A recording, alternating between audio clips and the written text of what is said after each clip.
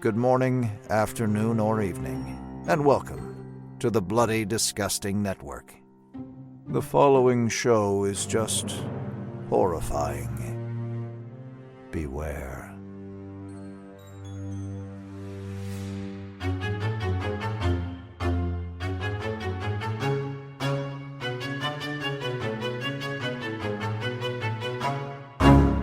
You're obsessed with her, and you're obsessed with her daughter! All right, easy, Geraldo.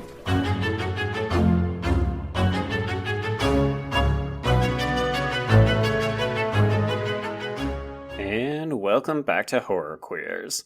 We're talking about sweaty A-style tank tops. We're talking vampires without fangs. And we're talking choosing the boy over the girl. And I'm Joe. And I'm Trace, and we're talking title card titties and vampires literally eating pussy. Yes, on both counts. We're talking 2001's The Forsaken, everybody, and, well, I'm sorry. Yes. Why have we done two of these in a single month? Like, clearly we should have known better than to go back to the early aughts horror canon, because we're scraping bottom of the barrel between this and the skulls. Yeah, well, so watching this movie, I could not stop thinking about the skulls, because all of that homoerotic subtext that we were missing from the skulls is at least present in this movie. Very true. My issue is that as much as we said how boring the skulls was, I find the skulls eminently more watchable than this movie. I don't understand, but yeah, this movie is so boring. It's oh my bad. God. And you know what, though? I think we need like an outside hand to help us pick apart this movie, because I think we're in for a ride, y'all. Mm-hmm. Everyone, you know him as the director of such films like Angel of Death, starring Zoe Bell, and the queer slasher film Hellbent, which we covered on this very podcast last year. More recently, he's in his third year as the art director of Eli Roth's History of Horror. Please welcome Paul Etheredge. Hey. I am so excited to be back. I wish it were a different movie. Oh, yes. Well, it's nice to get to talk to you. I mean, we've double dipped on Hellbent. We wrote about it 2 years ago, and we covered it in an episode last year. So, I'd love to get to the man behind the madness. Thank you very much. I appreciate the shouts out from that little movie. I mean, I will say, I think, if nothing else, the fact that movie has survived and become this kind of queer iconic text that people continue to reference, that they love, they rediscover. I just hope you realize how vitally important it is to the queer community that film exists. I didn't for a long time, but I feel just in the last few years, I think I may have even said this when we talked about it before, yeah, it's kind of matured, and I realize the legs that it has, and the impact that it has had on people. I mean, I've spoken with young queer audience members that saw it when they were very young, and they're like, "This allowed me to say the things that I needed to say, and move on with my life." I'm like, "Great, all right, whatever helps you through that." That was very much me. So I was 15 or 16 when it came out. So I was on the cusp of coming out in my teenage years when I saw it. And my parents still had the mail-in disc Netflix subscription. So I remember sneaking in a bunch of indie gay films to watch. And that was 100% one of them, because I was like, oh, it's gay and it's horror. Let's go, 16-year-old me. But also, it's cinema, Mom and Dad. Don't worry. Right. It's this and The Fourth Man. Yes. Oh my God, that's the second time that's come up in conversation, Joe, because someone else just requested we cover that on this. So God. Oh, that is so sexy. And it's on the list. We're very excited. Oh gosh, yes. Yeah. Well, so you're here to talk about a movie called The Forsaken. Yeah,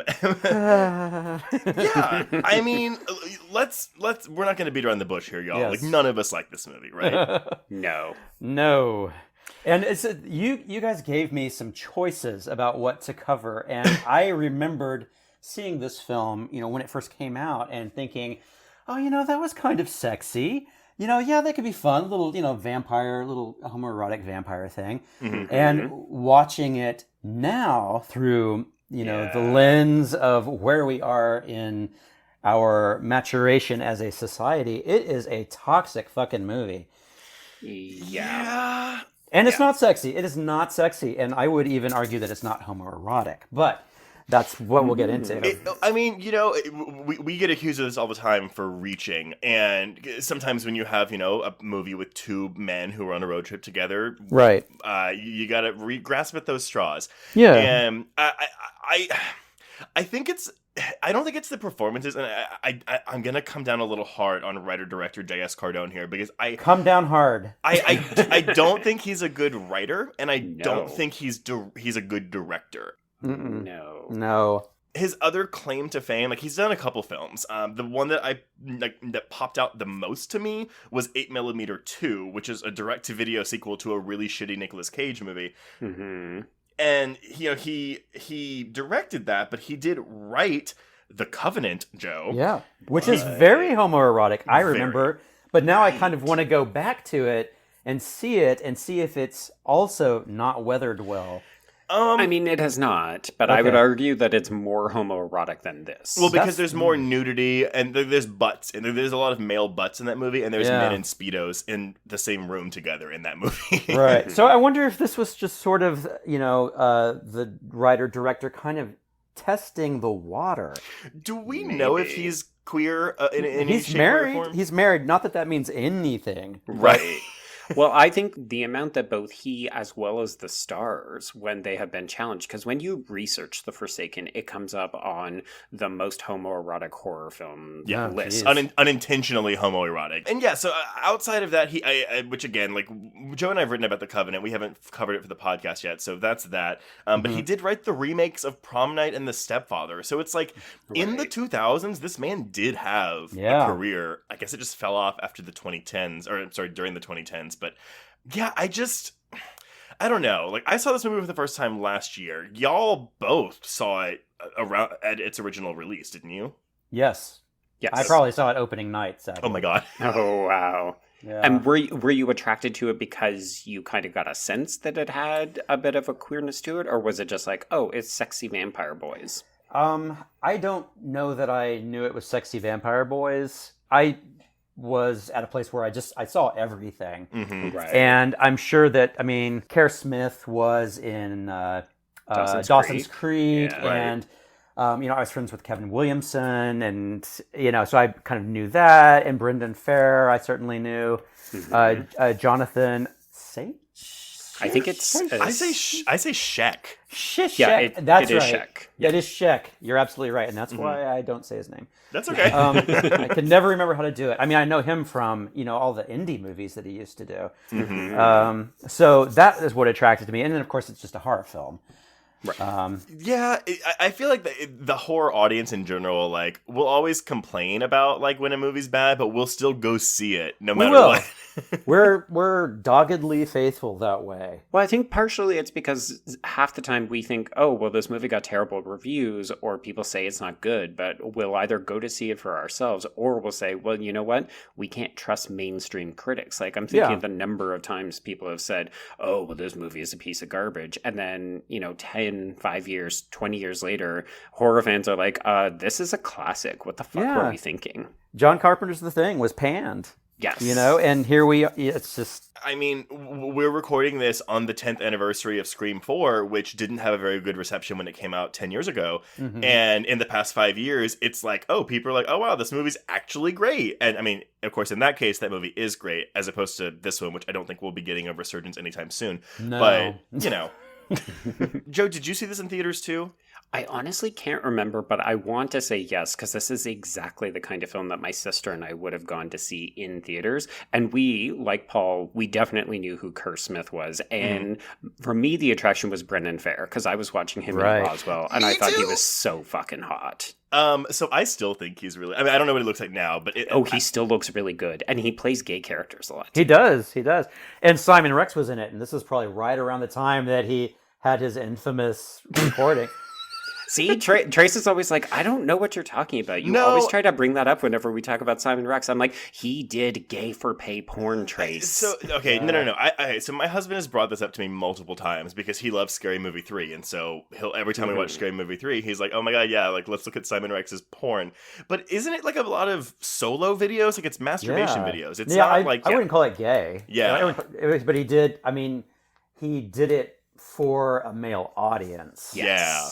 Okay. Yeah, that's the only reason I say that. From what I know, I think it's 2 solo. Oh my God, I'm showing 2 my solo ass here. videos, 10 minutes and 49 seconds. One.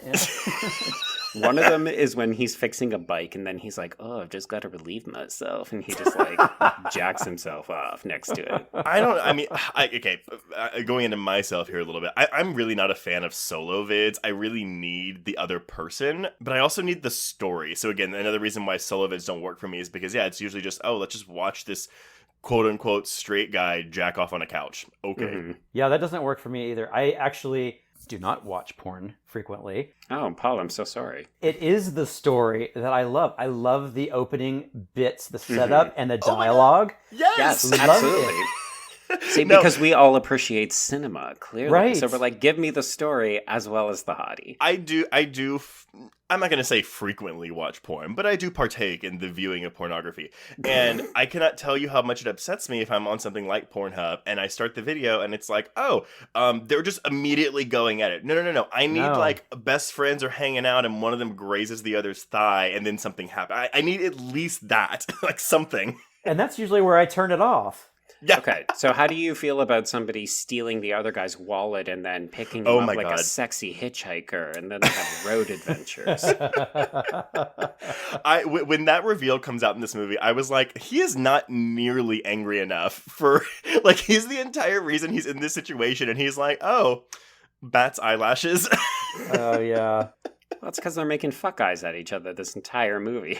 I saw this movie for the first time last year, so I have like a group of actually it's my husband and I and 2 of our straight friends who we'll pick a theme and we'll do movie nights, and we all have wildly different tastes, and one of them brought this movie, and I was like, and he was really excited about it, and I felt really I spent the entire, because again, if we're vocal, like we're drinking whatever, and we'll make fun of a movie if it deserves it, and I literally was just sitting there like, this is so bad. Like, I'm so sorry, Trey, but like, this is a bad movie.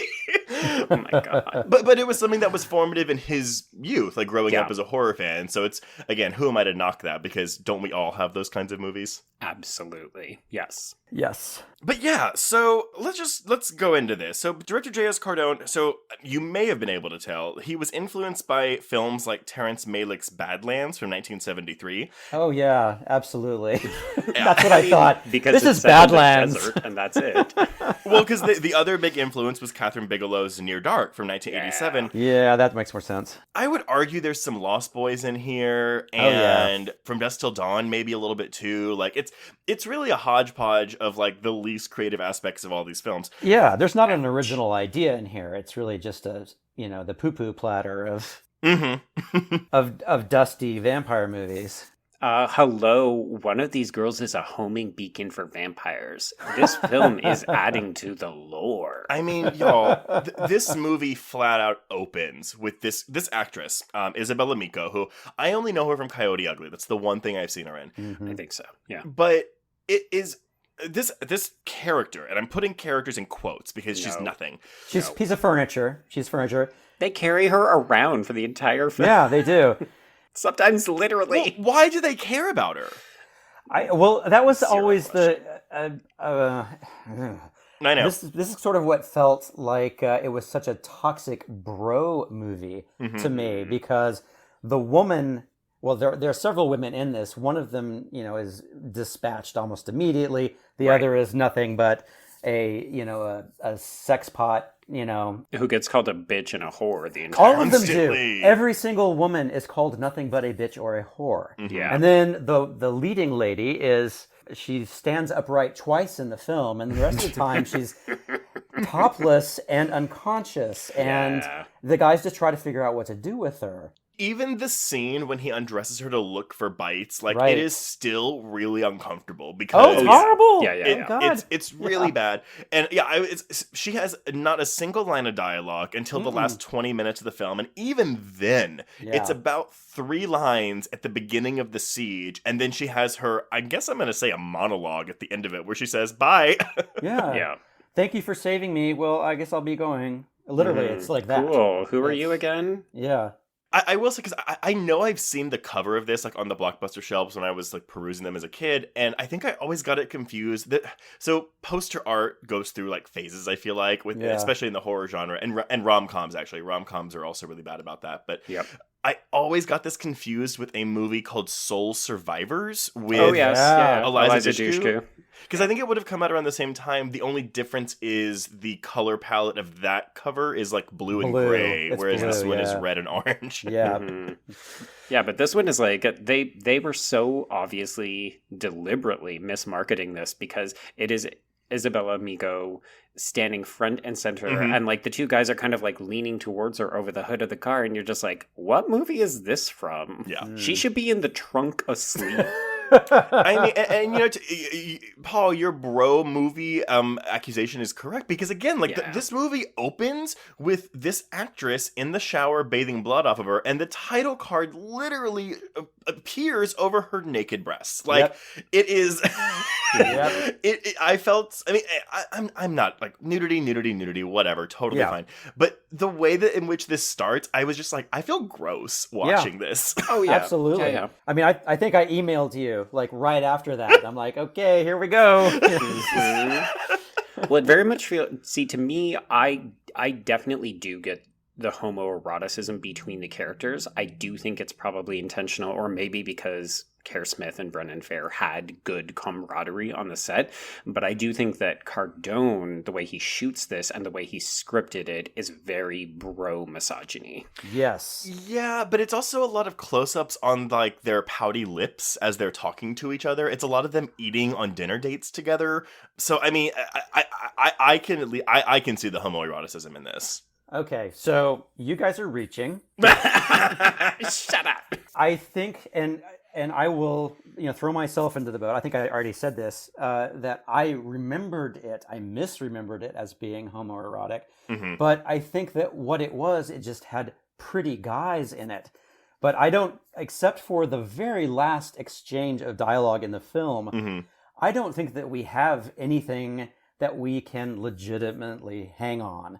I mean, even the vampires themselves, they don't have teeth. They use guns to dispatch each other. Yeah. Oh, I hate the depiction of vampires in this film. Yeah, it is so not sensual, and even he sticks the gun in the guy's mouth, but that's a kind of a brutal, kind of aggressive alpha male, although I don't believe in alpha males, but whatever. I do wonder, though, if it's that broiness that lends people to say, because in a lot of bro culture, especially at this time period, it's like, oh, that's so gay, don't be an F-slur, man, like whatever. And so I do wonder if it's just like, the target audience for this film are the type that would be like, oh, that's so gay. Right. So I wonder if that's kind of how it came about. Or it's like, it's good to have a best friend, no homo. Yes. Yes. That's what it felt like to me, because the women were so objectified, and so they drove the plot. Their bodies drove the plot in a way, and informed the lead men, kind of controlled with their actions, but they didn't really have any impact. They weren't. They weren't even standing upright until the end. So it's like. Well, so most people thought the same thing at the time, or at least critics. So first of all, this film opens April 27th, 2001, in the number 8 spot at the box office, making $3 million against its $15 million budget. That, honestly, though, I don't really go through like what it was competing against, but this was a weird time with the movies in April of 2001. So the number 1 movie was actually Driven, the Sylvester Stallone. Yeah, it is. It's with $12 million, but then it was also like the other new releases were like Town and Country, the notorious flop with like Ned Beatty and Goldie Hawn and all that, which did beat this movie, by the way. And One Night at McCool's, like the Liv Tyler, gosh. like, yeah. Wow. Well, this explains why I saw this movie opening night. Right. Yeah, no, I mean, that was your competition. Or you could Yeah. go see Bridget Jones's Diary, which was in its 3rd week of release, or Spy Kids in its 5th week of release, or, Joe, one of our your favorites, Along Came a Spider in its 4th week of release. I do love me the Ashley Judd movies from this period. God, why didn't we just do an Ashley Judd movie from this period? I don't know. Because they're not quote unquote gay. Yeah. So yeah, I mean this movie lost about 53% in its box office earnings in its 2nd week, causing the film to move down to the number 9 spot. It's a box office bomb, and because it plummeted to the 15th spot after that. Yeah. We're looking at a 7% rating on Rotten Tomatoes with an average score of 3.4 out of 10. And that being said, though, we do have a Letterboxd score of 5 out of 10. So this movie does have its fans. Oh, yeah. When I said that I was watching this, I definitely got somebody who replied and said, oh, I love this movie. It's a favorite. And I just thought, oh, God, please don't listen to the episode then. Yeah. I'm sorry. I'm not going to have anything nice to say about this. Well, and so, I mean, just some fun little blurbs. So we've got startlingly amateurish. The twist about vampires comes as less of a surprise than a bewilderment. I'll refrain from spelling it out, though I'll note that the Crusades have something to do with it, and it handily doubles as an AIDS metaphor. Which I do see, because we have to use the word virus a lot in this film. Yeah. So I love, hey, this is, again, critics getting up their own ass about, like, just to take down a movie. But the New York Times writes, The Forsaken is like a store-bought costume with plastic fangs collecting dust in a Walmart everything must go bin. And also, I love my own prose. It's the insert jack off motion here. Yeah, it's I do wonder, because y'all were talking about just like how you hate the portrayal of vampires in this film. The film takes itself so seriously. I wrote in my little brief like capsule review, I was like, it's as if a David Dakota film took itself seriously, but also like it's not so bad it's good. It's just bad. Yeah, because I mean, I will say, you know, we've gently mocked David Dakota films, both in print and on the podcast before. And I don't know that this is obviously more cinematic in the way that it's got like a plot and that kind of stuff. But movie has plot. But like it's so inept that I can't say, like, again, I think I said this when we did our episode on Hellbent and Killer Unicorn, and when we were talking about Killer Unicorn, I was like, I just think I would rather watch a David Dakota film because at least it's having fun. Yeah, it knows what it is. Mm-hmm. Yeah. And you're absolutely right. I hadn't realized how humorless this film is. And I mean, I guess there is a moment when a guy shoots his dick off. I guess that's supposed to be funny. But that's the only thing I can think of that's supposed to be funny. I mean, I think that Johnathon Schaech is giving a performance in this film that feels like it's in a different film. Yes. He is camping it up, which I do enjoy. And I'm not a lot, but like comparatively to everyone else. I'd say Simon Rex is also being... I think he probably thinks he's going for that Oscar with an accent. Right. And really what he's doing is just preparing for Scary Movie 3. Right. Pretty much. Yeah. I think the only other joke I would maybe infer, because I did get a chuckle out of it, is when Brendan Fraser's drinking the beer in the car and he's like, what's the worst that can happen? And then we just kind of smash cut to him throwing it onto the top of the cop cruiser. car. That's the one example of good editing in this movie, because I think a big issue I have with it is that this movie is edited very poorly. Like a music video. Well, okay, so the editor, Norman Buckley, so he edited Phantasm 3, but he also, like, I mean, the biggest thing I found in his filmography is he directed, like, 30 episodes of, God damn it, he edited 30 episodes of The OC. Oh. Okay. So, Okay. I don't know. So he knows the hot boys in tank tops, is what we're saying. Yes. When I was watching, it's so clippy and music video, like, as you said, I was thinking to myself, oh, so this must be the year that they worked out the kinks in the Avid. The online editing. Yes. No, I'm sorry. I do know what that is. No, because when I took editing classes in college, everyone had moved on to Final Cut, right? But actually maybe they did it on Final Cut. I don't know. It's possible. No, but we did have moments where because it was Avid was like, okay, yeah, you can use Avid, but it's the antiquated software. Yes. Right. But they were so unapologetically doing these fast cut, frame grabs and, flopping the image back and forth or turning it upside down. It's like, hey, look, we have new plugins. Look what we can do with it. This is amazing. We don't actually know what we're doing. We don't know whether it's good or bad, but we've got the tool, so we're going to use it. The kids will love it. I will say that I kind of got some of like it's pre-Saw, but like that Saw rapid editing. I found like a lot of that in this film. For me, it works in Saw for the most part, where it doesn't. Saw really work. 1 or Saw 2? I mean, I would say both. I actually think Saw 1 and 2 are great. I think it's really starting with that fourth one where it starts to dip in quality, but. Oh, okay. Well, different podcast. So yeah, but about this plot, Joe, the movie does have one. It does, and I think what I've realized is that the movies where I'm really bored, I take a lot of notes. So just let me know if I need to speed it up at any point. No, it's fine.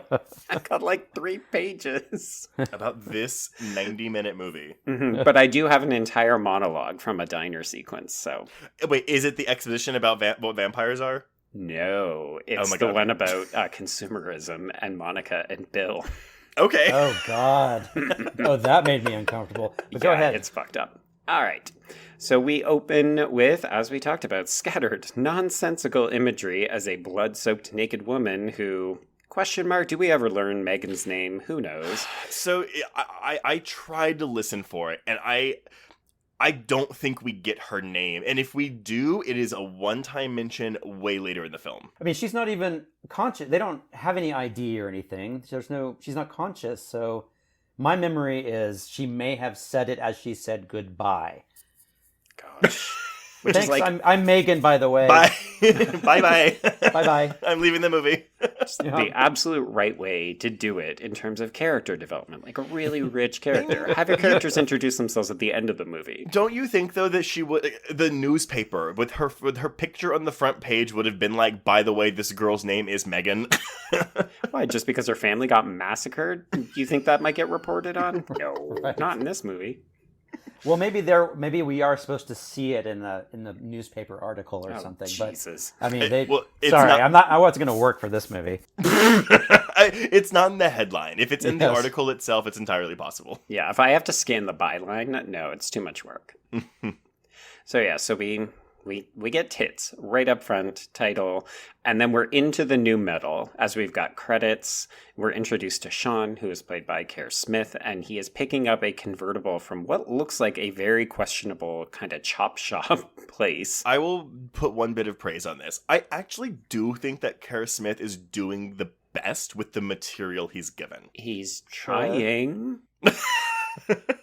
I mean, I'm trying to latch on to some positivity here, but like, I at least find I like Kerr Smith in this movie, and yeah, he actually looks younger here than he did in Final Destination, which came out a year before this. Yes, a year before. I'm too used, I think, to seeing him in asshole roles because when I see him as a good guy, he's so boring. Yeah, I mean, well, they also don't give him a ton to do. No one has anything to do. Well. Yeah, I mean, I remember the first time I watched this, I was like, why are, just why do you care? But, yeah. I get it. The script goes out of its way to be like, well, this is why he has to take this hitchhiker, even though he was told expressly by his boss, like, don't pick up hitchhikers. Mm-hmm. And I get it. We have the wallet thing. Oh, he'll pay for gas, blah, blah, blah, blah, blah. But it's just like, oh my God. Well, I think the problem is that as we get into the film, we start to realize that this backstory where, he's driving this car to Miami to cover expenses for his sister's wedding, and he works as a film editor, and his dad worked on E.T. Like, none of this shit matters. No, not at all. I appreciate that you're trying to give your character a bit of a backstory, a bit of motivation, but the movie also doesn't care, so why the fuck should we? Well, the thing with it should build suspense, right? Like, for this element of, he's trying to make it to his sister's wedding, the money is to pay for her gift, which we don't even know what that is, so what does it matter? Newsflash, we don't meet the sister, we don't see him go to the wedding. He spends the money, so she got a shitty gift. So it's like, And he doesn't even go to the wedding because doesn't he just go to pick up Nick at the end of the film? No, that's 3 months later. Yeah. Right. I mean, presumably he misses the wedding because he's in the fucking hospital. That's right. Because he's got like a broken leg at the end of this movie. Yes. Okay. And she didn't even like go into the room. She just stared at his leg as though he were a leper and was like, okay, well, thank you. I'm pretty now. Get out of here.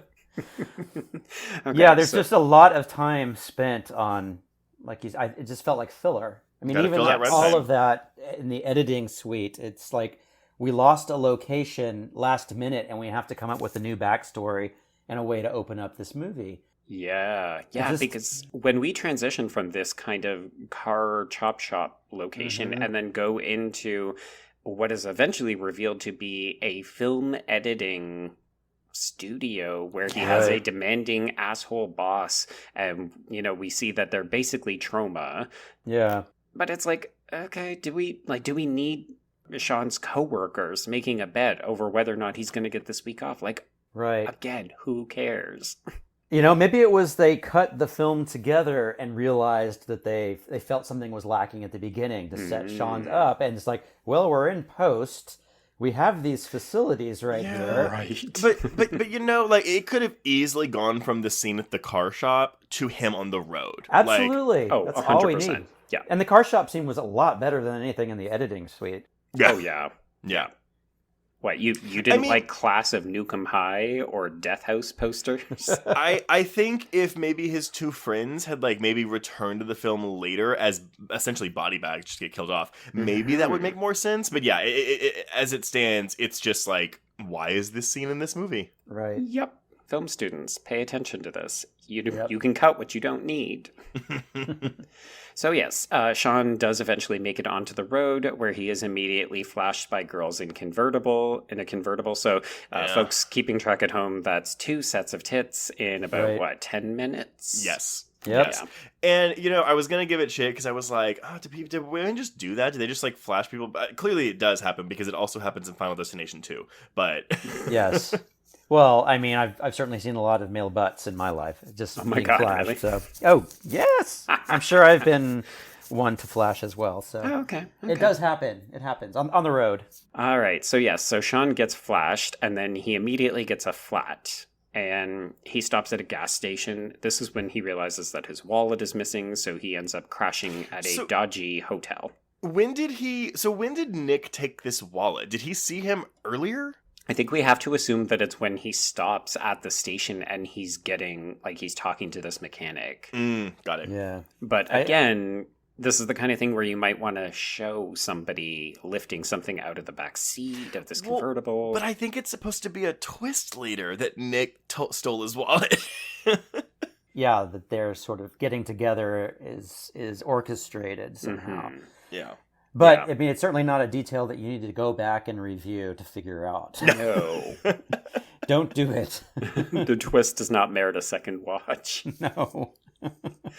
So he does stay at this interestingly lit motel, and we do spend some time as he's watching TV. He's hearing weird sounds. He notices an odd car outside, and we get more of this music video editing when he puts his ear up to the wall. No, and based on the language of the film with this editing, he's having like memories or cuts to the girl. Yeah. And that doesn't make any sense. No, No. it doesn't.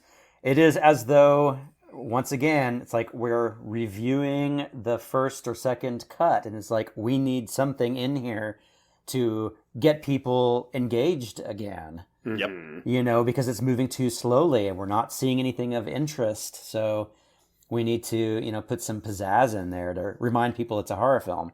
Right. Whereas I was actually just satisfied with the swarms of flies that he sees in the window when he leaves the next morning. I'm like, oh, okay, so we can infer there's a body or something that's gone on in this other room. Yes. Shout out to the fly man or woman. You did a good job with that. I liked that. The Wrangler. Yeah, the Wrangler, and however they probably built a little plexi box for the flies, but that was good. So he does discover that his car is ready for pickup, and this is when he gets when he gets questioned by Nick, who is played by Brendan Fair. I want to see the movie that you have in your mind. It may not be suitable for anything but Pornhub. So I still think that Brendan Farr is very attractive in this movie. I did watch him on Roswell as a young child, and I always thought he was the cutest one. And so his hair is not good in this movie, but No, it's not. It's a weird copper color. It is a weird color. It is a weird, exceedingly shape. curly length. And Yeah. also, he has arguably some of the worst facial hair I have seen in a movie in a very long time. Right. It's so patchy, and it looks like he's grown a beard under his chin, but not on his cheeks. Yes, that is all true. It's not a good look, even on someone as attractive as Brendan Farr, which tells me no one should have it. So Joe, I know you watch Roswell. Paul, did you watch Roswell? I did not. I only bring it up because there's Brendan Farr, but then the lead in that show was Jason Behr. Yep. Yeah. And I would always get them confused. Yep. Because he was also attractive. I liked him on his guest appearance on Buffy. And he's a dark-haired, tall guy, right? Kind of Yes. lanky, is that Yes. right? Okay, Yeah. that's who I thought Brendan Farr was, and I was thinking, yeah, he did something terrible to his hair to make him look like that. But no, I just had a different actor in mind because of the Roswell thing. Yeah. All right. But still, Brendan Farr did not look good in this role. Sadly, not as attractive as he normally is. Yeah. Yes. I mean, he still fills out a tank top nicely. Yeah. No, I watched him.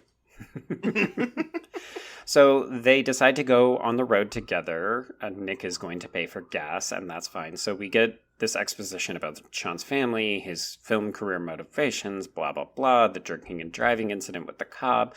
Also, what about Nick and his movies are at the bottom of the entertainment food chain for him? Nick has a lot of bad ideas in this movie. Yeah, he does. Who is he serving as a mouthpiece for? Well, I think it's the director, right? Well,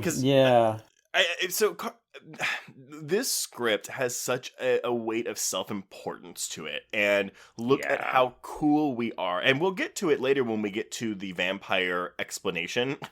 But it's like this movie thinks it's very, very cool, and that to me aids in my hatred for it. It feels like it's so desperately trying to be cool. Like, I think that's also why we don't get a traditional depiction of vampires, because that old vampire shit is donezo, and this is like a new generation of vampires. They don't have fangs, they still go up in the sunlight, but, we've got to keep some of the tropes there. There's that line he has where it's like, oh, that Vlad the Impaler stuff is bullshit. You know that, right? Because it's like, oh, right. You think you know vampires? No, let me tell you about the real vampires. Mm-hmm. Yeah. And why is it that vampire movies are the only fucking subgenre of horror that feels the need to constantly be like, no, we're not playing by those rules anymore. Our vampires are different. I would argue that werewolves are sometimes also do a little that. bad, yeah. but vampires are the most, because we see more vampire films than we see werewolf films. I'm just gonna say it. Vampires are bitches. In the defense of redefining the vampire, that there's so many cultures that have different vampires and different vampire rules. So what we think of as Dracula was concocted by Bram Stoker. Oh yes. So I mean, I can give it that, but they were. It was pretty indefensible what they did with the vampires here. Mm-hmm. So I don't defend that. No, please don't try to defend. No.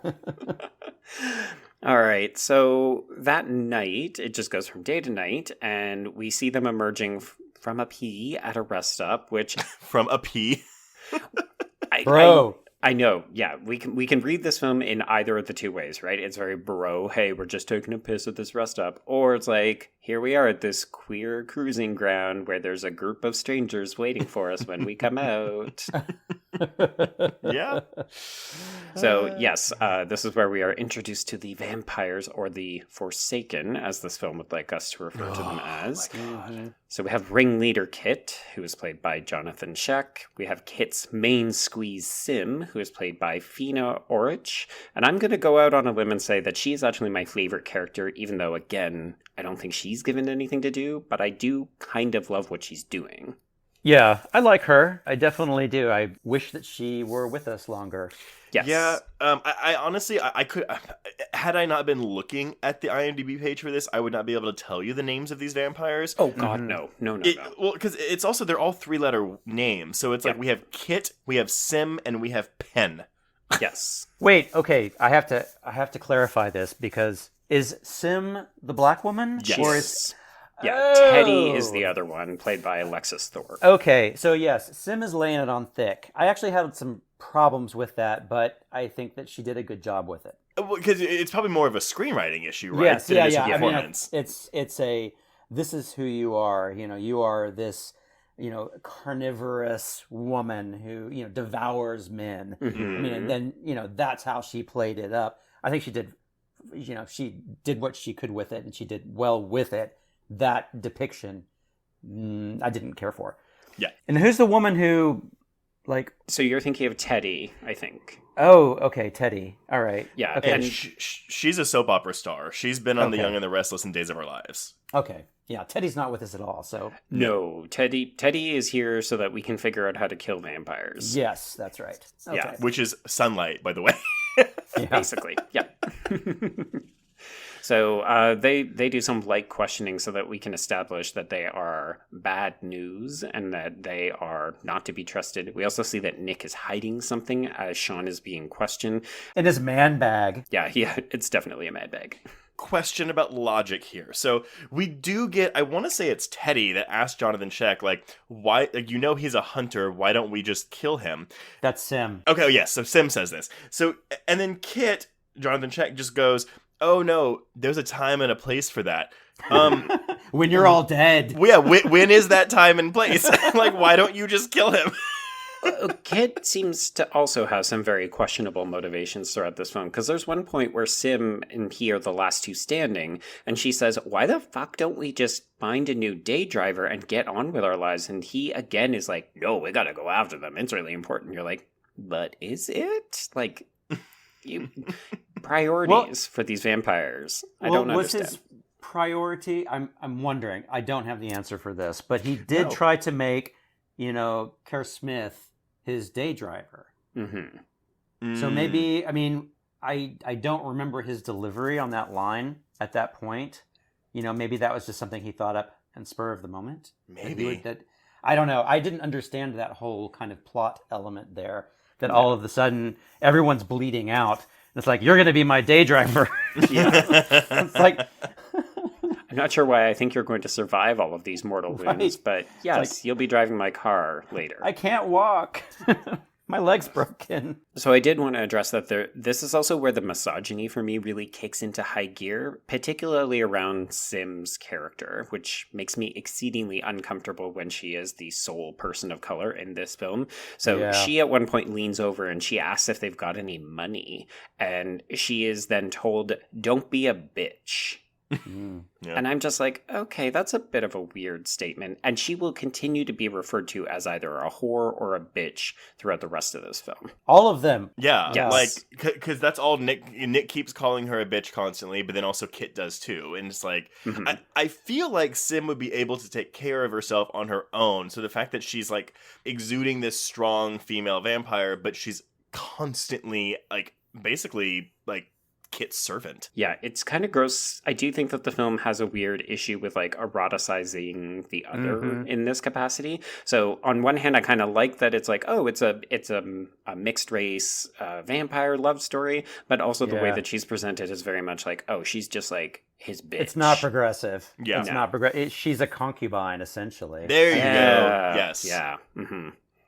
Okay, so that is our introduction. That's our meet cute between the vampires and our heroes. And what the hell does she need with money? What do they need with money? I felt like that was almost, sort of a racial thing.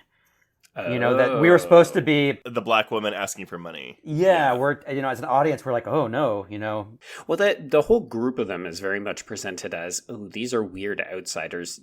If they showed up at your beer party in the desert, you should be wary of them because they look questionable. Okay, but also, so all of them look like, again, quote unquote, normal human beings, except for Johnathon Schaech, whose makeup is screaming vampire.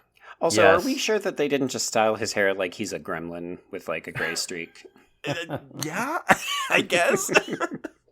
I felt like he probably had, in order to accept the role, he had a writer that said, I will be making my creative choices for my character. And he's like, fuck this movie. I'm going to be a vampire. I am the veteran of the cast. I have the most credits on IMDb. I shall be making creative decisions. Yes. Right. It's like, I have to have fun with this role. Otherwise, it's going to be a really brutal 6 weeks. Oh, gosh. So after this is where we get the first of many diner sequences between Nick and Sean. And we're back to talking about money because Sean doesn't understand how Nick operates because Nick seems to have a slightly different worldview. And this is where Nick actually does admit that when he needs money, he cruises. He also refers to a penis as a little red rooster. Yes. Okay. So, gentlemen, if you will allow me, I have a dramatic reading of this exchange because Sean goes, okay, so where do you see yourself in 10 years? You've got this really dark outlook. And this is what Nick replies with. We are fucked. Take a look at the world we inherited. We're a bunch of fast food munching MTV freaks humping the American dream. And then he continues. The generation before us sold their innocence for 200 satellite stations, and it's been downhill ever since. They had Mickey Mouse, Easy Rider, and the Beatles. All right? We got South Park, The Blair Bitch, and Ricky Martin. Ugh. They had Be Here Now. We got Shit Happens. And if that doesn't put things into perspective, I don't know what does. We're just Microsoft Neanderthals addicted to surfing Netland, still shitting in our own nest. And every time I think about giving a rat's ass, I just picture Monica making millions from sucking Bill's little red rooster. And that just rockets me right back into reality. Oh, God. What is this? Oh my God. Like, is that? I think I blocked this out of my mind because I'm vaguely I wrote down Little Red Rooster in my notes, but I think I just I think I immediately jettisoned the rest of that monologue out of my brain. Because if you read this, say you saw this on Twitter or somebody posted that on Facebook, you would be immediately flagging it for alt-right weird conspiracy theory. That would be an interesting thing to try. Listeners, if you want to risk deactivating your account, feel free to post some of that and find out. Yes. Report back. Right. Okay, so that gives you some insight into how Nick views the world, which is fine. Honestly, I don't get that from him. No. I don't, he doesn't. He's a softie. He is. He's compassionate. And, what he's doing, granted, we learn later, part of it is in his own self-interest, but that still along the way, he is helping a number of people. He's committed to saving this woman who they saw hanging out in an alley. Yeah. So I don't believe any of that monologue. It feels to me as though somebody watched Blade and saw Whistler as a grizzled old vampire hunter and said, okay, how do we transpose this into this film? But then they cast it with actors from the WB. And they didn't think that it would cause any kind of disconnect. Because this, to me, that diatribe reads like an older person who has gone through some shit and is disillusioned with the world. But then it's coming from Brendan Fair, who is 22 years old or something on this movie. It just doesn't work. Yeah.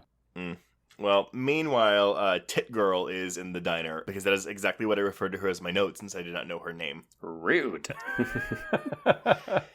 Yeah, so she attracts, I guess, Sean's attention, and he ends up following her outside. She tries to get on a bus. It doesn't work. She ends up stiffing the diner waitress, so they end up having to take care of her. Okay, wait. So people dine and dash, right? I get that. I totally get that. And I get that I've been a server, that is really shitty.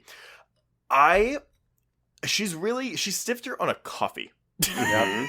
It wasn't like a meal. It was a coffee that probably in the year 2001 cost about $3. Yeah. So that's just one of those where I'm just this waitress is really upset. And because in the places that I've waited tables, we're not allowed to go chase down people. Right. It's not safe. So I don't know, I just thought that was funny how she was so upset about this fucking coffee. It also just tells me the depth of your investment in this movie, that you're thinking, oh, this doesn't seem realistic, that this no-name diner waitress is doing this. Could not give two shits about what's actually happening with the main actors. So it turns out that Megan, if that is in fact her name, she is going through some kind of withdrawal. So they end up picking her up. They pay $45 for a room at the Palms Inn, where the owner has a pet monkey. So maybe I'm reading into this, but this is your explicit queer factor, because he is given not only a lisp, but a very effeminate voice affectation. And when he's like, oh, he says something about don't do this, I'll boot your ass out, guys. It's so, I was like, oh my God. What is this? Yeah, I was trying to figure out if, again, it's like you're going back 20 years for this movie, but $45 to me is like, is this a pay by the hour motel? Because that seems awfully dirt cheap. Yeah.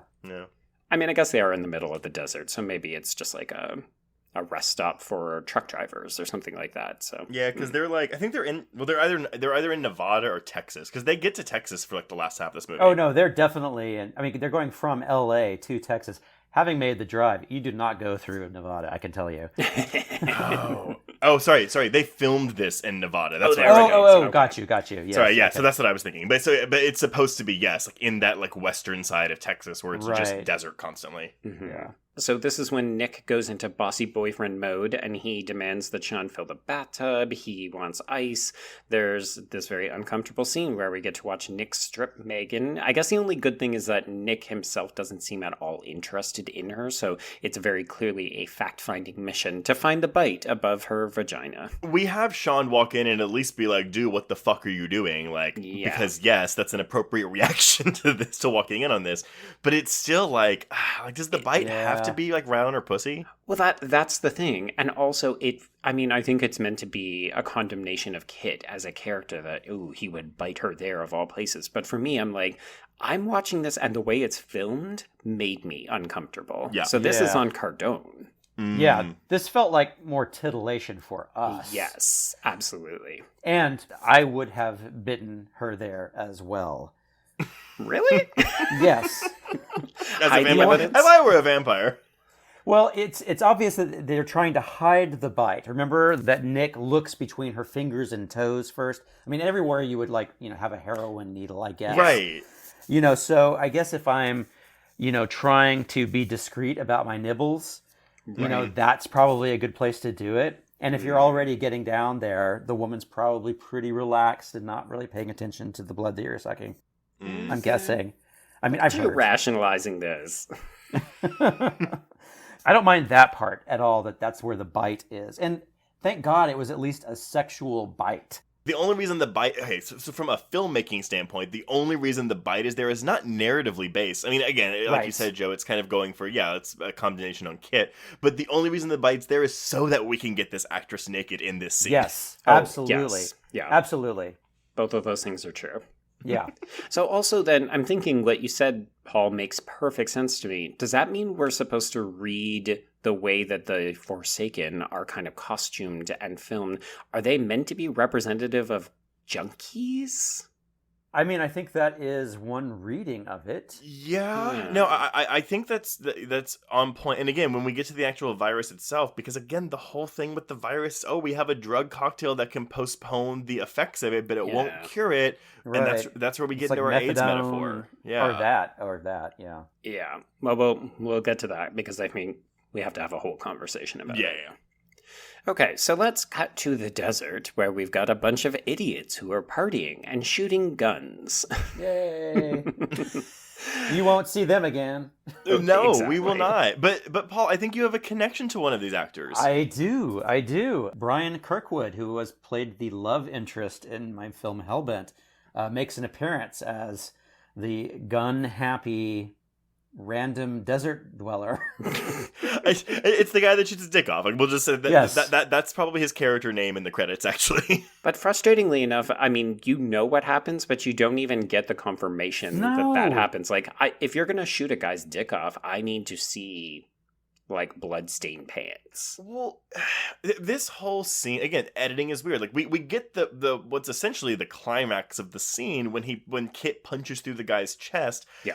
But it's edited so bad that it happens off screen, and so it's just it's not. It doesn't go hard enough in this violence that it seems to like. I think it thinks it does. Was this rated R? I guess it has to have been. Yeah. Well, then what the fuck? Yeah, people? why not? It feels very R for the year 2001. Like, oh, we want to push it, but we're not going to push it too far because we don't want to make anybody mad. Right. Well, that's yeah. When he shoots his dick off, like there should be like at least maybe a blood spray within his pants, and that does not happen. We just like get the smoke coming out. Mm-hmm. Right. We get the sound effect and like a flash right on the cut. Mm-hmm. Yeah. Yeah. Well, I think it's because at the end of the day, we're not supposed to care about any of these assholes because we're too busy noticing the connection between what's happening because Megan is getting a nosebleed and she's screaming back in the bathtub. Oh my God. I mean, kudos to this actress because again, like at this point, the entirety of her screen time she's been naked and screaming. Yep. Fantastic character development. It's like, how do you pitch that? When you're reading, it's like, oh, I'm excited about my part. Hi, Mom. Guess what? Flipping through the pages. Okay, I'm in this scene. I'm also in this scene, but Megan is unconscious.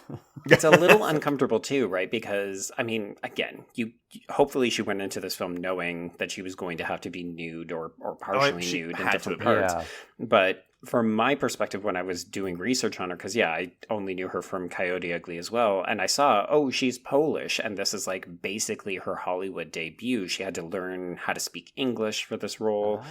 Sad for her, but part of me was like, oh, cool. So Hollywood is taking like actresses from other countries, giving them this education on like becoming a Hollywood starlet, but it basically just means not getting any dialogue, taking off your clothes, and like, that sucks for her. Interesting. Well, that does explain why they might not have given her much dialogue. Well, okay, but so then are we to believe? I mean, again, we're all like guessing here, we're speculating. Yeah. Would the script have had more lines? Because I don't think so. I don't think so. No. That probably was a good fit. It's like, hey, I need my SAG card. I just moved here. Right. Yeah. But in Polish. Yeah.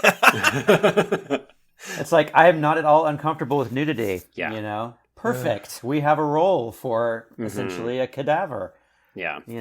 So I think it's movies like this that I find it difficult to defend the horror genre to, I guess, normies or people who are like, oh, it's just a bunch of women taking their tops off and then getting covered in blood. And you're like, sometimes. For this, yes. Like, sometimes it is. all this to say, so she's having a bit of a conniption fit in the tub, so Sean and Nick have to hold her down. This is when Sean gets bitten as Nick administers this sedative, and so he has a reaction, and he and Megan basically just sleep it off through the rest of the night. Well, Nick is busy observing the vamps moving into a hotel, basically the room across the parking lot after they murder this hotel owner. Oh, I totally missed that. I'm not going to lie. I did too.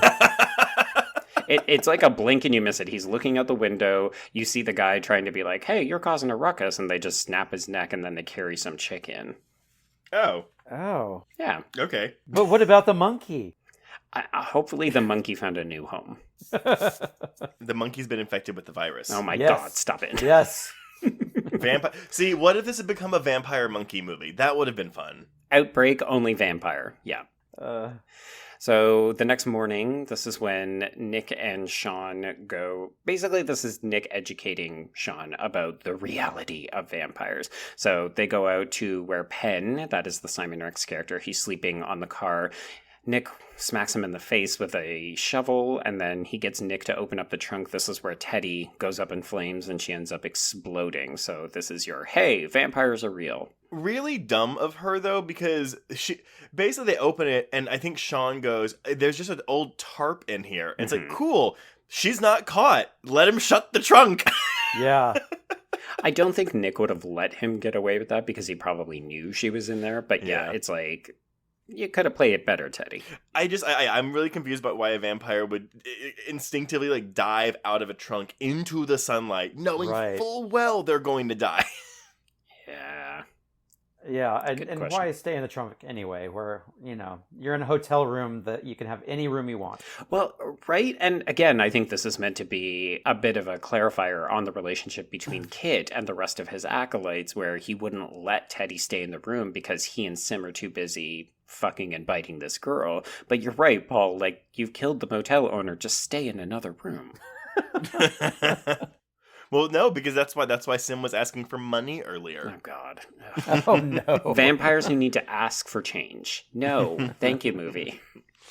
So Penn rescues Kit and Sim. They hop into the trunk of this car, and then we hear but don't see Penn kill this girl. And then the whole motel goes up in flames.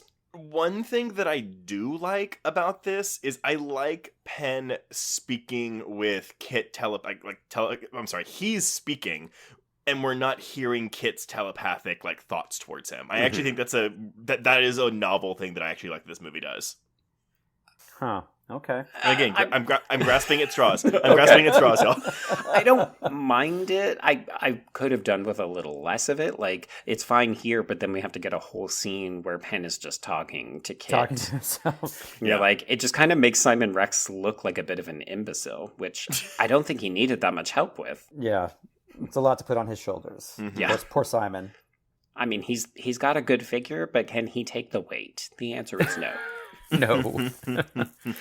But the telepathic vampire squeaks were strange, I thought.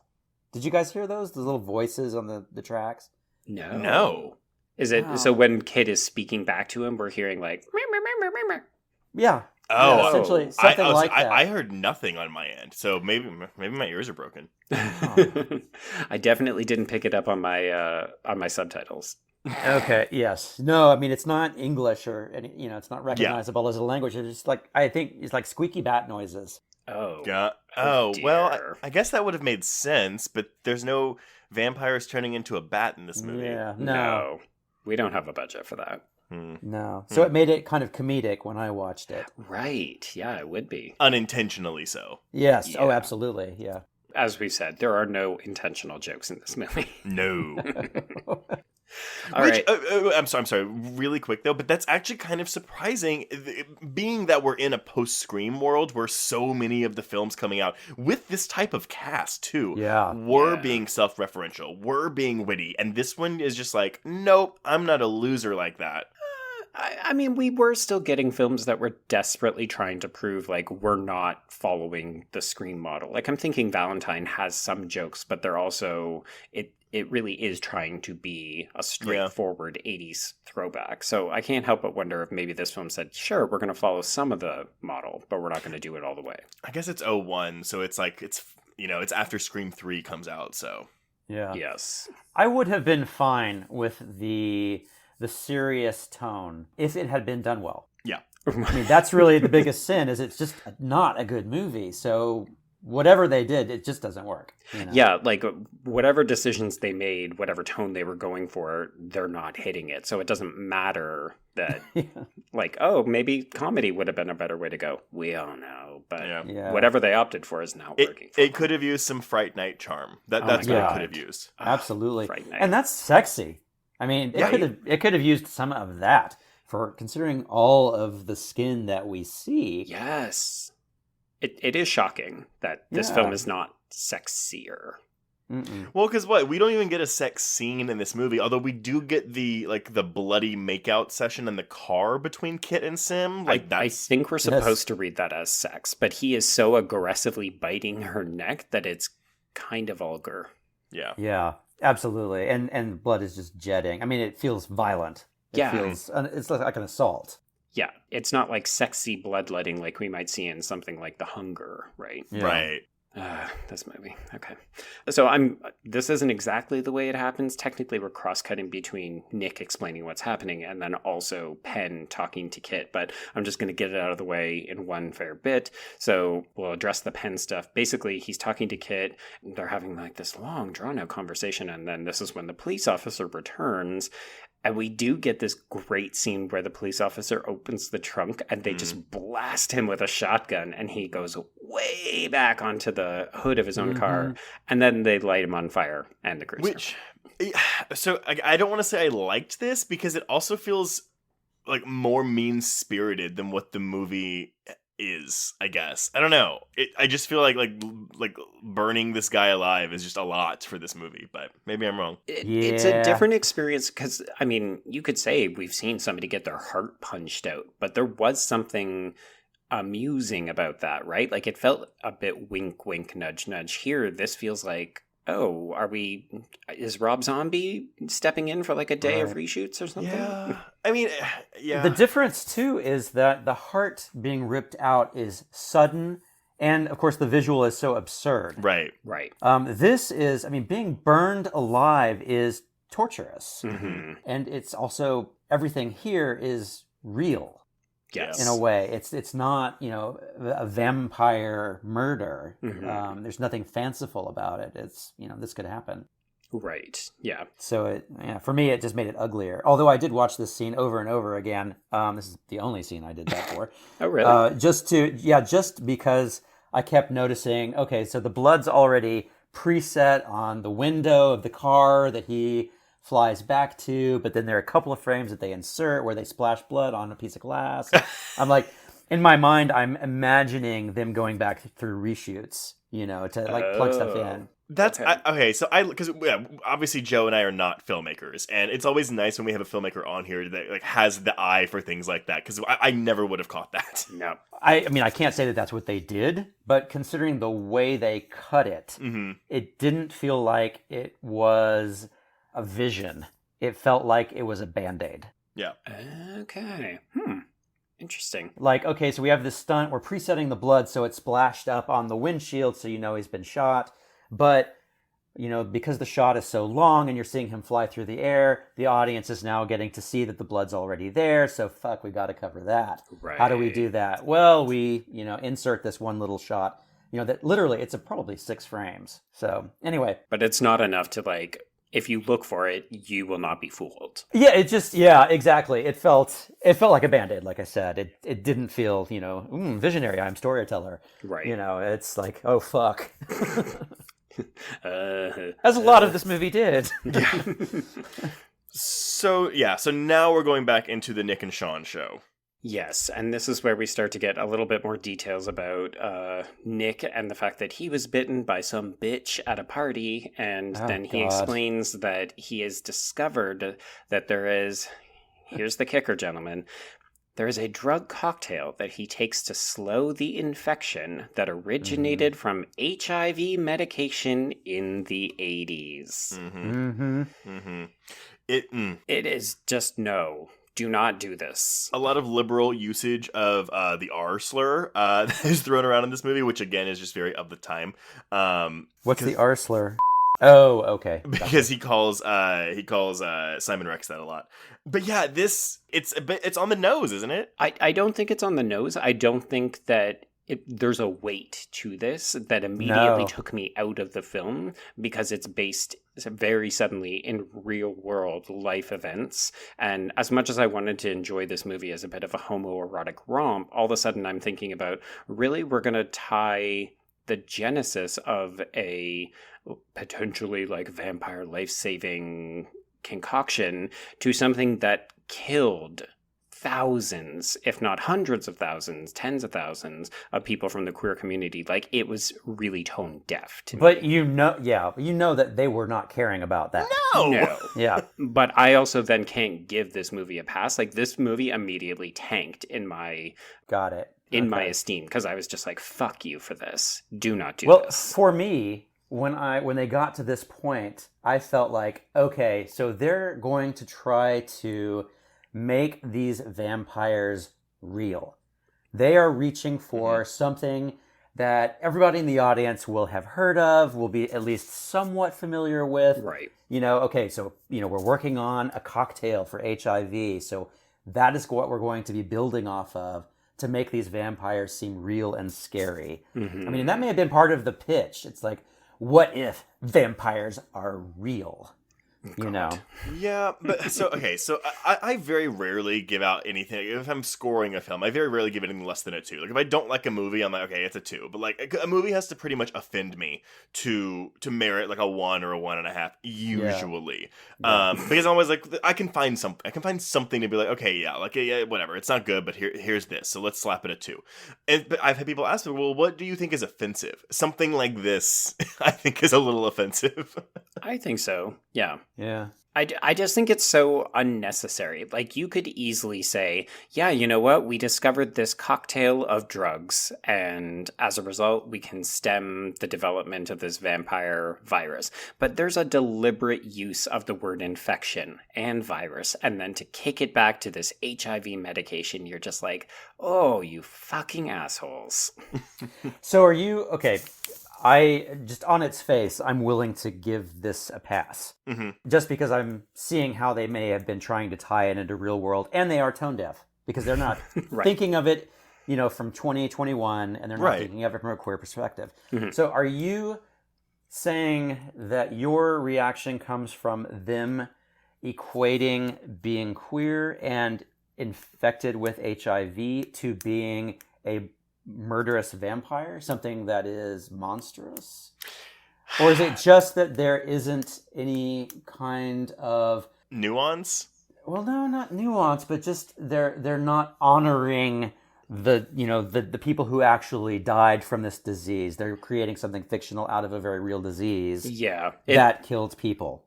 Is that what you're reacting to? For me, it's the latter. So it's the invocation of this very real, very serious thing, just so flippantly. Like, if you're going to introduce that, I need you to put in a little bit more work to give it the grounding and, I guess, the care that it deserves.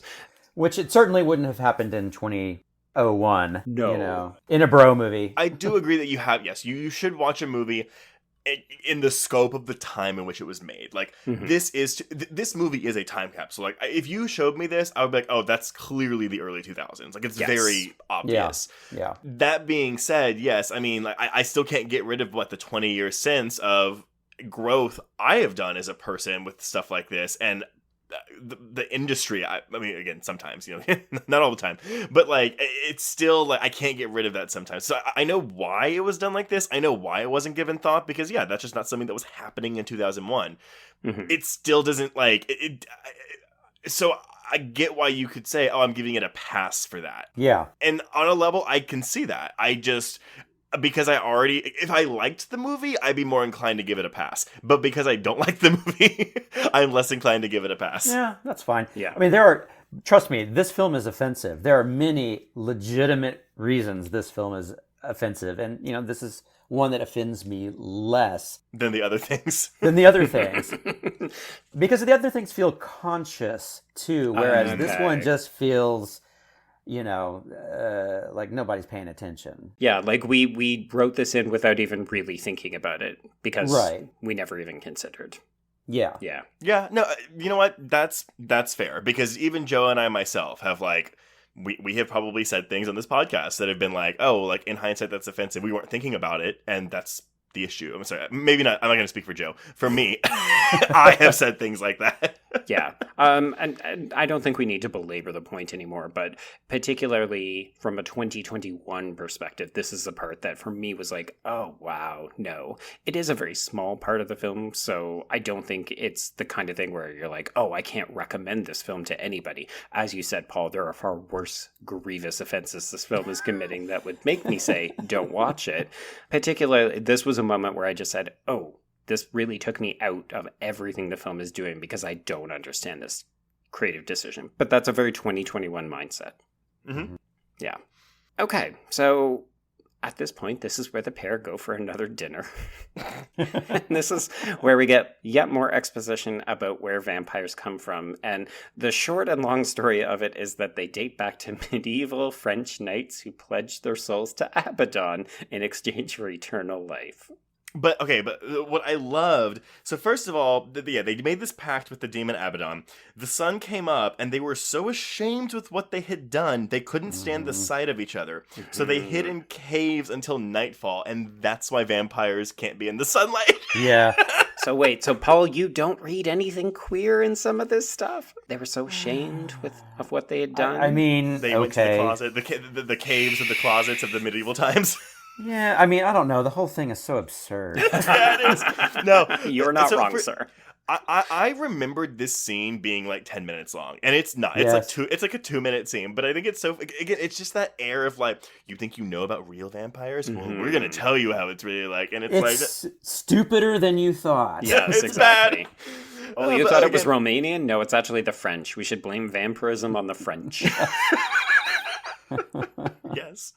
So yeah, and of course there are 4 Forsaken left. 1 in Africa, 1 in Eastern Europe, because of course, and 2 in the United States. 1 of which is Kit. Right. And of course, the reason Nick wants to get Kit is because we're doing the whole "if you kill the master, you will defeat the lion" kind of deal. Which again throws kind of a wrinkle in the AIDS allegory, because it's like, well, that's not how that works. But yeah. But my thing is this too. So with Kit, so again, he is essentially one of the 8 first vampires. Do y'all get like a sense of difference in strength between him and the other vampires? These vampires have no strength at all. They have to rely on car chases half the time. Guns and car chases. Yeah. No, the only thing that I felt like their numbers and their bloodlust is the only strength they had. Nothing else felt superhuman to me. No. Yeah, they're very sloppy. Yeah, and they're dirty vamps. Dirty vamps. Yeah. Their car's never working right. They're always like looking for cash, and Yeah, like which again, it doesn't gel at all with the idea of if they had strength, if they had superpowers, then they should be able to get the things that they want. They shouldn't be driving around in a shitty ass car begging for change. Especially if he's like some medieval guy. He's been around for a while. Come on, figure it out. Yeah, like, why don't you have a bank account with like 1 gold coin that's worth $8 billion now? Yeah. Right. Obviously, Kid is not a planner. This is what we're learning from this movie. Yeah. You got to have a plan for the future kids. Well, when we get to the ending, we'll have more of that. So, speaking of plans, Nick has one, which is that they need to get to a Spanish mission that is sort of nearby, which we will never get to. Because it's hollowed ground. Yeah. Oh, the contrivances with this Spanish mission thing, as we, again, get to the end of the film, I literally wrote my notes, like, what the fuck? How convenient. But also, again, from a screenwriting perspective, you're going to say, okay, well, we have to get here. This is the important thing. That, in my mind, as an audience member, is cueing me to say, okay, the finale will take place in and around a Spanish mission that is hollowed ground. Folks, we never fucking get there. We're just name-dropping more things that don't matter. Well, they poltergeist it, where it's like, oh, it's a burial ground from an old Spanish mission that doesn't exist anymore. So technically, we are on the ground of a Spanish mission that has been blessed. Jesus Christ. I don't know why they set that up. No, it doesn't make any sense. And then they don't have that as being the goal. How do we get the vampires to get to this hollowed ground? That would have been much more tense than like, oh, whoops, we're already here. Duh. We have to lure them in. We have to set a trap for them. Yeah. But also, okay, wait. So it's only the Forsaken. It's like the 8 originals that have to be killed on hollowed ground, right? Because we see other like Teddy did not die on hollowed ground. Right. It's only the Forsaken. Okay, got it. Yeah, I mean, it's not spelled out, but yeah, you got it. Okay. This is where Sean says that he wants to be the decoy because, he cares about Megan, who is apparently still a character in this film. Girl. He's very concerned about her. So he says, I should be the decoy because I'm not as far along. And Nick says, no, I can't because I need your muscle. I love you too much. Basically. I also just realized that this movie is basically a super, super shitty version of like a Supernatural episode. Oh, yeah. That's actually, that's fair. And that is bro. That's like legit bro. Mm-hmm. Yeah, but like well done, bro, where you're not being offensive about it. Okay, so they are back on the road. This is when the Forsaken show up, and Megan flips out, and Sim is shooting up the car, and somehow going in front of a truck allows them to get away from them for a long enough period of time that Nick can punch Megan out and put her in the trunk. Yeah. I'm not gonna lie. During all these car chases, I kind of zoned out when I was watching it. Yeah. I think they're really badly shot for the most part. Like, they're not exciting to watch. Oh, as a technical note, if you watch the car scenes, you can tell how slowly they're driving. Mm-hmm. I mean, it's like the DP could like jog alongside with the camera. It's ridiculous. They have to cut whenever a tree comes because that would, just be drifting by. Yeah. It's terrible. Anyway.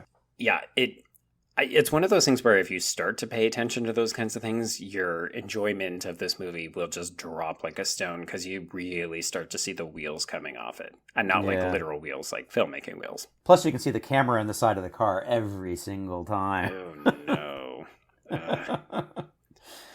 So, naturally, this is when the vamps get waylaid because their car dies again, because this is a recurring plot point in the film. Well, and this scene exists just to, again, it's for more cruelty because, we get these two cokeheads that pop up because they want to fuck Sim. Mm-hmm. And oops, there's two guys in there. Oops, we didn't know that was coming on. But this is when we get the aforementioned gun fellatio. Yes, and it happens after Kit manhandles a snake, which is not at all Freudian. Yeah. I thought it was... Okay, so then I was like, so are we getting, like, vampire snakes now? Because the snake drinks his blood. I got the impression he was just using it to get a little high, but that he would have then killed it. I guess. I don't know. I thought this was the coolest part of the movie. Not the whole scene, but just the snakes. Because I like snakes a lot. And so I just thought... I liked watching him handle this snake, and I thought it was really cool. And he actually handled a real snake, apparently, right? Oh, wow. Yeah. Okay. Kept watching the tongue, like, moving in and out. I mean, it looked really good. It does. And kudos to them, because this is one of those things where, thank God it wasn't some kind of awful looking FX, like CGI snake. Oh, yeah. But also, so what we're saying is that we want some kind of spin-off of this movie where we get a monkey and a snake who are both vampires having adventures. Kind of, yeah. Better movie. Okay. I'm sorry, I'm thinking of like Homeward Bound. It's with vampire animals. and snakes. You know what? Worse things have been pitched. Yeah. This is true. Yeah. At Screen Gems. Yeah. Oh, okay. I'm going all the way back to the very first shot of this movie, but I literally wrote "Hi, Screen Gems" in my notes because I was like, I know exactly what kind of movie I'm getting because I know Screen Gems output. Mm-hmm. This is bottom of the barrel Screen Gems. Yeah. This is the D level tier. Okay, so yeah, we're getting all this fun, whatever, nonsense stuff. So our heroes, meanwhile, are getting their car stolen with Megan inside. We never discover who steals the car. It doesn't matter because they recover it moments later. But in between, this is when Nick says, "Oh yeah, I stole your wallet." I missed. So I wrote in my notes. I was like, okay, so she steals the car. I thought she stole the car. I thought she stole the car and maybe then, she passed did. out again or something. Okay, that would make more sense. But then, so she drives off, she parks, and then just wanders the desert, and then they find the car? She ran out of gas, because that's why they had stopped. Okay, oh God. I did not pay attention to the end of this movie. Well, I don't think we ever see her actually steal the car. No. We just have to assume she's the only one unaccounted for Right. at this point. So. Yeah. I thought she was still in the trunk, so that's why I thought somebody else stole the car, and then they abandoned it when we ran out of gas. But yes, you're right. Your suggestion makes more sense. Well, you know what? You could be right. We don't know. Yeah, we don't know.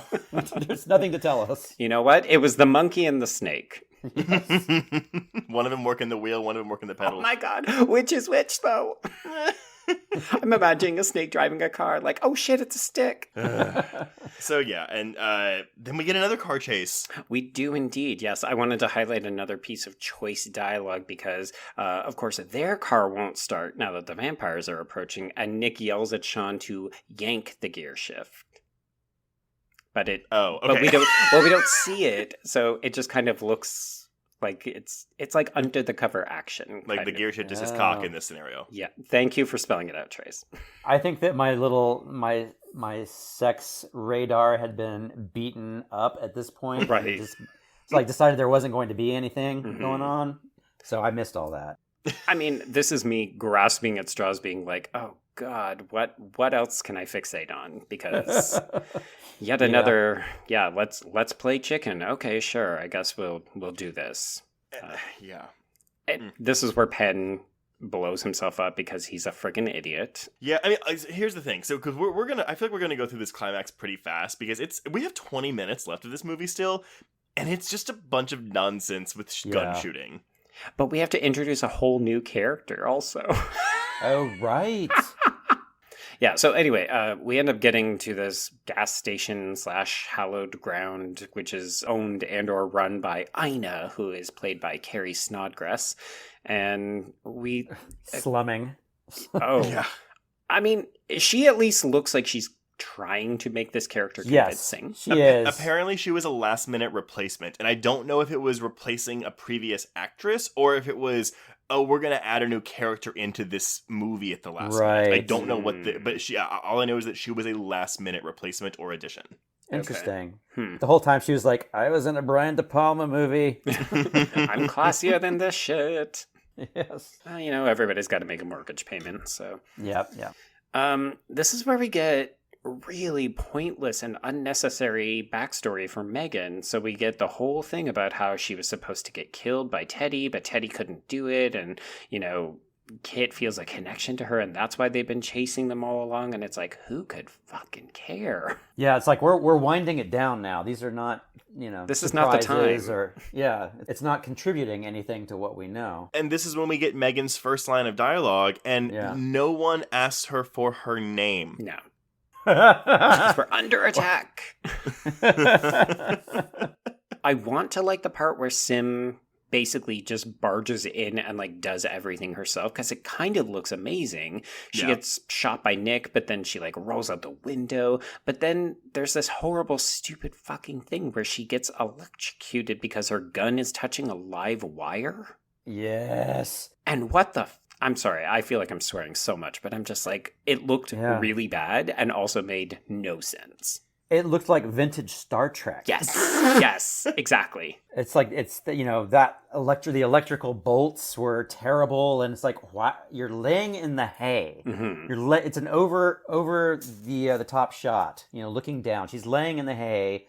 There's her guns right there, because the vampires don't have teeth; they have guns. Mm-hmm. And there's that wire, and everything's zapping. It's like, girl, just get out of there. You don't need him. Yeah, and it does something weird to her, so her skin looks like it's flaking off, but it's not. But it doesn't kill her. Done. It doesn't kill her, which again, it's why don't you just light her on fire in the scene and be done with Sim? So I agree with you, but if it had done that, we wouldn't get what is arguably the best kill in the film, which is Sim's death. This is true. Yeah, so Sean does end up blowing her head off with a shotgun. Oh, right. Okay, I was trying to remember. And that does look really good because, again, practical effects. Mm-hmm. Yeah, it's a really quick shot, but you full on see from the top. You see the top of her head just blow apart. Yeah, right. Yeah, you look through the blood veil into the light behind. It's pretty cool, actually. I mean, it's brutal, but there you go. Yeah, it does feel like one of the kind of better fuck yeah moments of this film, which is sorely lacking from said fuck yeah moments. Right. Yeah. Of course, I can also hear, someone yell bitch under, under that moment. Yeah. But still, it's a good effect. Yeah. So we also have Kit breaking in and shouting, "Come to daddy, boys," at this point. Nick ends up getting a couple of shots into him, and then Kit just beats up Sean, because Nick has also been shot at this point by Sim, so he's kind of out for the rest of this. So we get them trading a couple of blows, and then Sean begs Kit to kill him, and they stroke each other's faces, and then Kit dangles the car keys into Sean's mouth. And again, I think, it's homoerotic, but it's also what? No, I mean, again, I'm siding with Joe on this one. I can see this homoeroticism. I do agree with you that there is this exchange here that could be read that way, but because of nothing really substantive that came before it is that then I feel like it's representative of how starved we were for any kind of queer representation, that we would go to a movie like this and just clutch at these straws a man touched another man's face. Right. And it was suggestive enough that I can be okay, well, this movie's doing something for me. Okay, so let's look at an alternative reading of this moment. Okay. What if we continue with the whole bro idea? Mm-hmm. And this is Kit making a bitch out of Yes.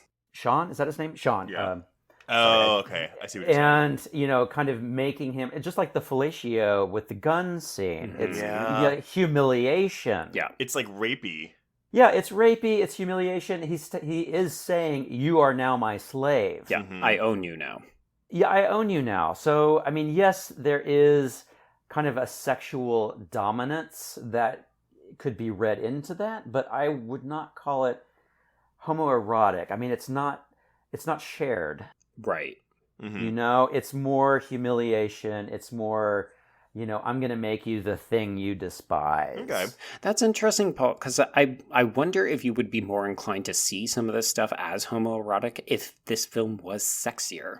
Because it's so aggressively not leaning into the sexiness, it's hard to then see any of this as like, oh, okay, well, people want to fuck each other because nobody seems to want to fuck each other in this movie. Not at all. Not at all. Even the straights are not fucking. They're just tearing each other apart. Right. But yes, absolutely. I mean, if these were legitimate vampires that were biting, it doesn't have to be the neck, but Just biting anywhere. biting anywhere. I mean, but vampires are about giving in to, Yes. you know, something dangerously sexy.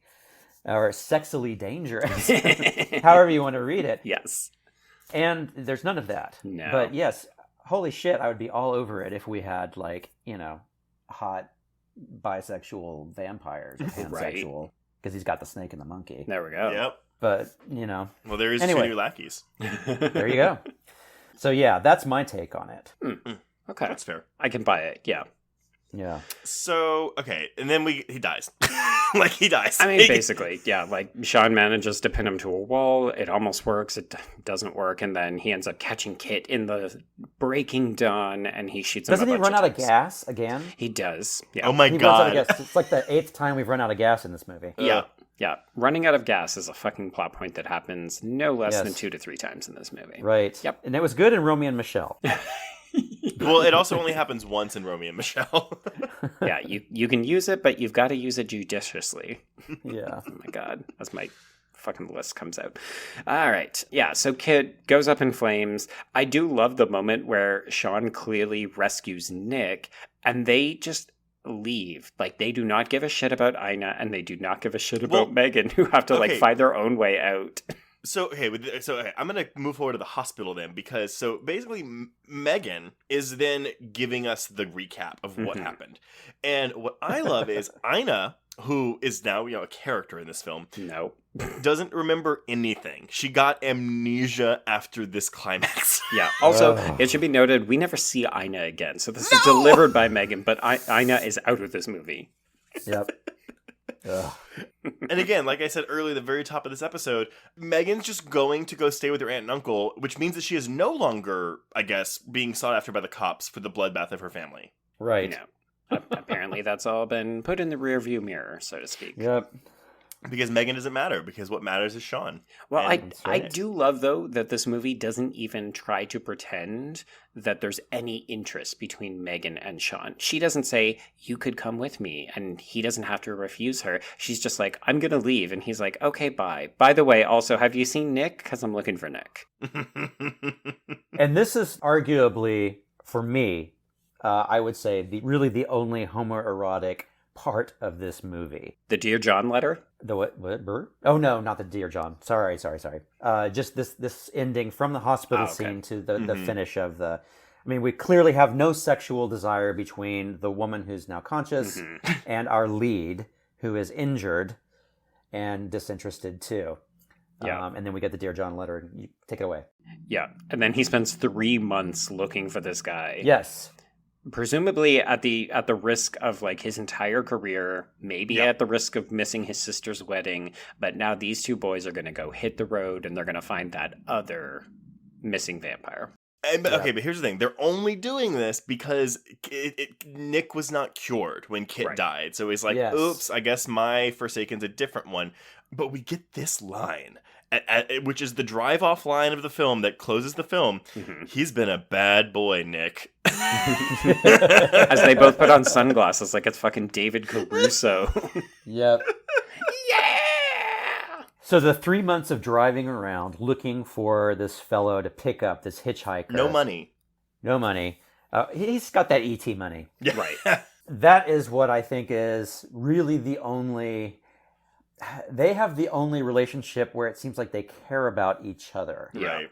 Nobody else seems to care about each other. But this one, that is the one place where I say, okay, so maybe the homoerotic part starts here, and then they go off and have a nice vampire killing. And, episode 2, the sequel, that's where we can actually get into, something that... They clearly thought they were gonna get a sequel, or at least they had hopes for one, because that's what this movie is. This is a sequel setup. This is all this is. Oh, totally. God. Sequel. It never even occurred to me because I so aggressively would never watch it. I just took it to be like, okay, cool, bye boys, have fun. No, I'm sure that they were setting it up for a sequel. No, but that's something too, right? Like, I don't think I've ever sat in a movie with a blatant sequel tease like this one and thought to myself, well, I don't want to watch that. Yeah, so often you're just like, oh, I really hope they make that movie, or they'd have to make it differently, but I guess I'd be interested. In this case, you're just like, no, please, just bring on the new metal. I'm done. Nope. Go watch Dante's Cove. There's Better. some homoeroticism. Oh, there's a bit more than homoeroticism in that one. Yeah, there's a bit more. I was a writer on that show, by the way. I saw. Oh, no. Yes. I saw. You wrote 2 episodes, right? I did for season 3. Yeah, and I was the story editor for season 4 that never was aborted. No. But, yeah, whatever. There's something that could be brought back with like a guaranteed audience. Yeah, that would be. I mean, it wanted to be True Blood. It just didn't have the budget. Yeah. Well, that's. I mean, with a lot of queer properties like that, I feel like that's unfortunately the case a lot of the time. Oh, sure. Yeah. Well, this movie had a budget of $15 million. So, final thoughts on The Forsaken, everybody, before we wrap up the show. I thought that it was for $15 million. It was a very cheap looking film. Yeah. It looked like they spent most of their money on pyrotechnics. Yes. A couple of things went boom. Yeah, some stuff went boom, and they built stuff to go boom. And the rest of it was, felt like they were just trying to chase the light. Really, it just kind of felt slapped together. I mean, I'm not mentioning all the things, story-wise that were terrible, because we've done that. But, while I was watching it, I was like, Jesus, they have money, but they don't have money. They don't have it in the right places. Right. So yeah, I'll co-sign on everything you said and everything we've said in this episode. I think it's also just a boring movie. Like, so boring. And that's for me at least a big issue. Like, I can take shitty, I can take poorly made, I can take cheap looking, I can take even, again, mildly offensive. But when it's also boring on top of that, that's when you're really like trying my patience. Yeah, absolutely. You're so right. Yeah, and I completely agree with both of you. I just feel like at every junction, bad creative decisions are being made, mostly behind the camera and mostly on the page, and it just really doesn't leave these actors much to do. And even when they do have something to do, it's so brief and fleeting, and you just think, oh wow, okay, you're being so serious, but also you're not saying or doing anything interesting. And that really is a kiss of death with this movie. Like, I'm not sad that we covered it, because I actually think this was a fun episode, and I think we had some good conversation, but like, I never want to watch this movie again. No. And we don't recommend you as our audience to watch it either. Yes, now that you've already listened to us talk about it for 2 hours. Yeah, you don't need it. It's fine. Well, all right. So yeah, boo on The Forsaken, bad movie, fun conversation. Yes, absolutely. Well, before we announce what we're covering next week, Paul, let everyone know where they can find you on social media and, I don't know, give an update on what you're doing. I can, as you know, only give you sort of an update. But, okay, firstly, social media. I'm on Instagram. My handle is dogheaddog, one word. And I just finished a couple of days ago production designing season 3 of Eli Roth's History of Horror for AMC Shudder. Nice. I think it's combined now. AMC and Shudder get it at the same time. Mm-hmm. And super fun. We had some great guests this year. And I'm already hearing whispers about season 4. Who knows? And let's see, I recently was a guest on a queer cinema documentary that Shudder's doing. Oh, yay! Brian Fuller is behind it. And I have hopes for that coming out this year as well. I don't know where they are in production, but... And then as far as my writing and directing going, I cannot talk about things until they're actually announced, but I have very high hopes that I will be directing a film this year. Ooh, fantastic. So working with a producer on that. We'll see. And we'll have queer content, of course.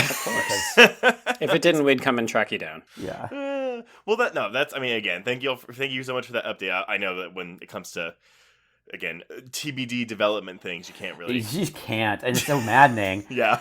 And it's pretty lucky that you can't, because believe me, at the beginning of 2020, I was attached to some really sweet stuff, and then COVID hit, and it's like, oh, well, fuck. Guess who also isn't attached? It's like all these other huge directors. Yeah. Joe Dante also has nothing to do, so... Yay, I'm in the same boat as Joe Dante. Yeah. Exactly. The world's slowly getting back to, again, whatever normal is. Right. So. Yes. Well, I'm looking forward to this, so I'm excited to see what developments happen. Yes, me too. Well, if you want to get in touch with us, you can reach us on Twitter and Instagram at Horror Queers, and join our Facebook Horror Queers group to hang out with other listeners and chat episodes, or I guess just join it, because some people don't know that it's a podcast group, so they're just there for queer horror stuff, which is great. Sure. Also, find us on Letterboxd to keep track of all the films we have covered, as well as our Patreon audio commentaries, episodes, and Micro Queers horror shorts.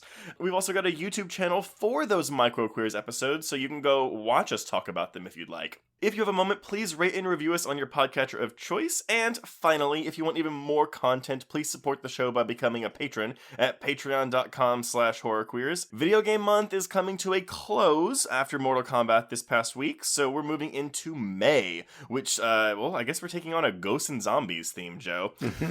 We'll have episodes on Simon Barrett's new film Seance and Zack Snyder's new film Army of the Dead, and to pair with each one, we'll have an episode on Mike Flanagan's Ouija Origin of Evil and an audio commentary on Snyder's Dawn of the Dead remake. I'm excited.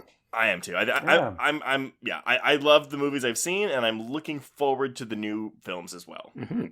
I love the Ouija sequel. It's so good. And I've never seen it, so I'm going in cold.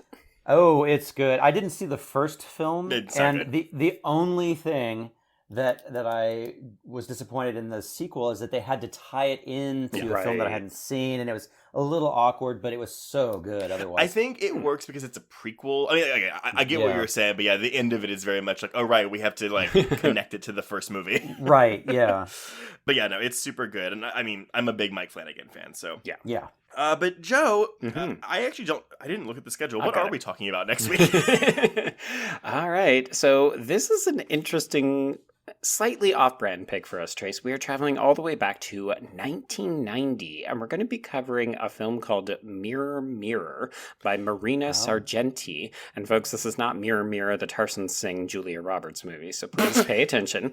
But this one is compared often to The Craft, and we've got a female director, which we haven't covered in a little bit. So... magic and teenage girls. It's a first-time watch for me, so I have no idea what to expect. Yep, same with me. So we are definitely going in blind on this one. But yeah, folks, Mirror, Mirror from 1990 next week. All right. Well, until then, I think we can... I'm sorry, Paul, thank you for joining us. Oh, thank you so much for having me. Our pleasure. And we can cross out... God, The Forsaken. Indeed. Let us never speak of it again, and we'll cross out Horror Queers.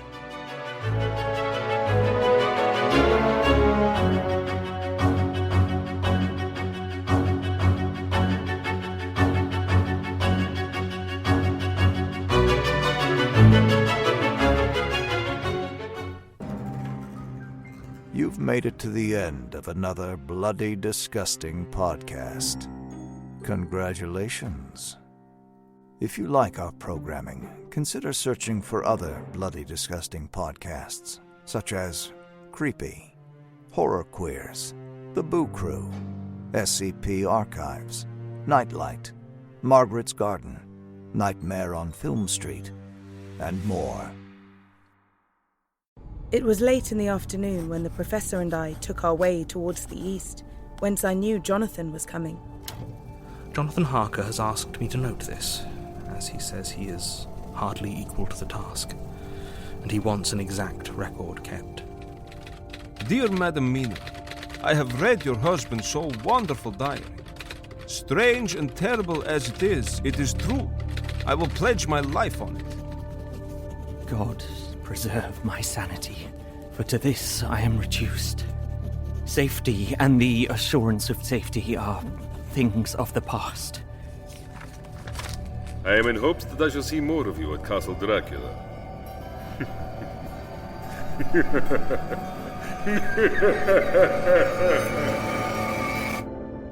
Listen to Regarding Dracula wherever you listen to podcasts, or find us online at bloody.fm.